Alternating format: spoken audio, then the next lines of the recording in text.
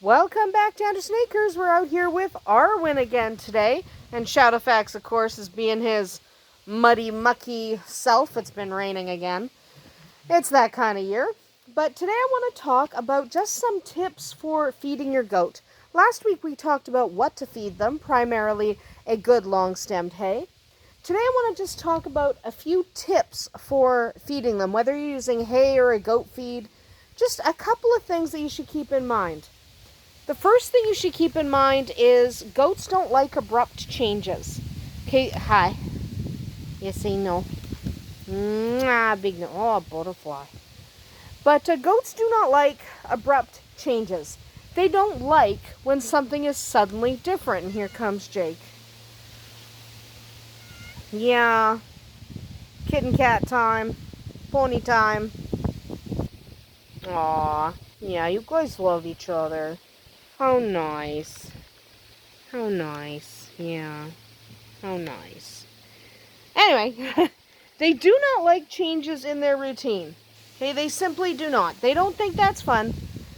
They don't like abrupt changes to any part of their day. So try to keep changes to a minimum. Keep to your routine and try not to delay feedings. So if you normally feed at 5 o'clock, you really should feed at 5 o'clock. Don't put it off till 9. Goats do not like the change in their routine. Too much change unexpectedly. But too much change unexpectedly for a goat can lead to a lot of stress. And too much stress, can actually damage the microbiome of the rumen. So try not to stress out your goat by changing and mucking around with their feeding pattern. If you feed at a certain time, try to feed at a certain time all of the time. Okay, you don't want... Bugging the cat? She loves you anyway. But it's really important that they maintain the same routine if at all possible. Sometimes you can't avoid it, but if you can avoid mucking with their routine, please do it. Hi, sweetie. Yeah. So really try very hard to stick to your goat's routine. You also want to make sure around your feeders and your waterers that there's enough space for every goat and any other animal you have. So if you have like Shadowfax and Arwen, or if you have 5 goats or 3 goats and 7 sheep, whatever, make sure there's enough room around your feeders and your waterers for everybody to be able to eat and drink at the same time. Okay, don't make it so only 3 goats can eat when you have 8 goats.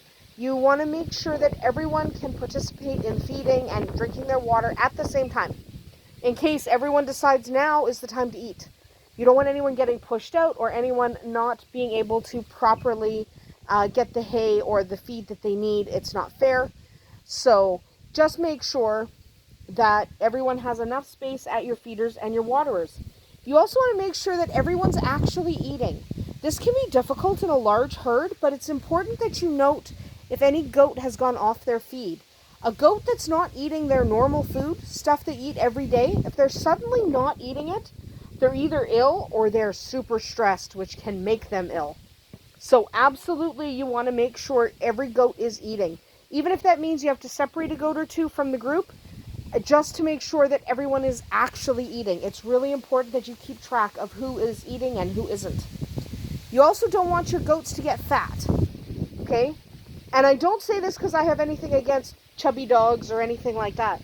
The problem with goats is, unlike most animals, when they gain weight, the fat doesn't marble through, okay? It's not marbled through their meat. It's not like a cow. A cow who got a little chunky, his fat is still going to marble through his meat. What happens with goats is, instead of doing that, the fat all deposits around their internal organs. And that is a very, very bad thing.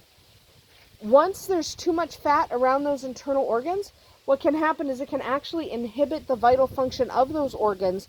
And if it's left unchecked and your goat just gets chubbier and chubbier, and there is no relief in sight for your poor goat, and they're just getting fatter, then what can happen is that you can end up with organ failure in your goat. And that's no fun. We don't want organ failure for little Arwen. She's such a sweetie. So yes, goats are kind of round anyway. Like, she's nice and trim right now, actually.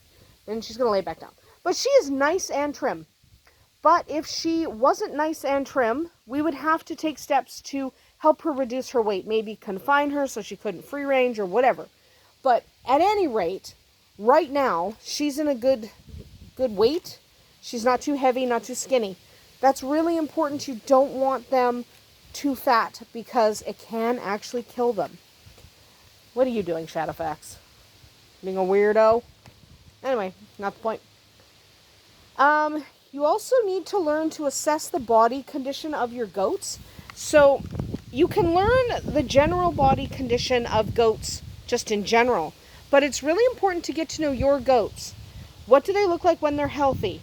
Pay a lot of attention, okay? Because some goats are naturally leaner or naturally chunkier than other goats. It's really kind of important that you pay attention to your own specific goats so that you can recognize when a change that is not good is occurring. So you can go, hey, this goat is losing weight way too fast. This isn't normal for her, and you can call the vet. Because if you don't get the vet there in time, you can actually end up with tragedy. You can end up with a goat dying. So you definitely need to pay attention to the general body condition of your specific goats, okay? Because they're all a little bit different, just like humans. One human is too skinny and another human looks like that and they're fine.